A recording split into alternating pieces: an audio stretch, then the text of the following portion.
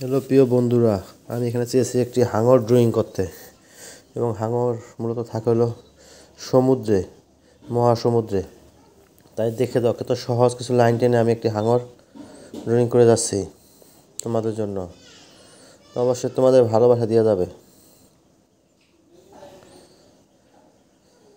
তোমাদের সাপোর্ট পেলে আমি আরও ড্রয়িং তোমাদের মাঝে নিয়ে আসবো। অবশ্যই আমাকে সাপোর্ট করে তোমাদের সাথে এগিয়ে নেবে। আমি এখানে পেন্সিল দিয়ে কালার করে নিচ্ছি।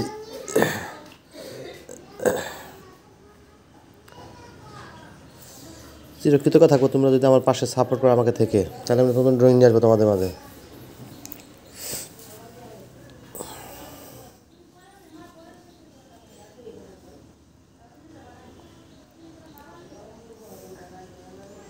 হাঙর মাছ এই জন্য খুব ভয়ঙ্কর, কি দাঁত, সুচালো দাঁত।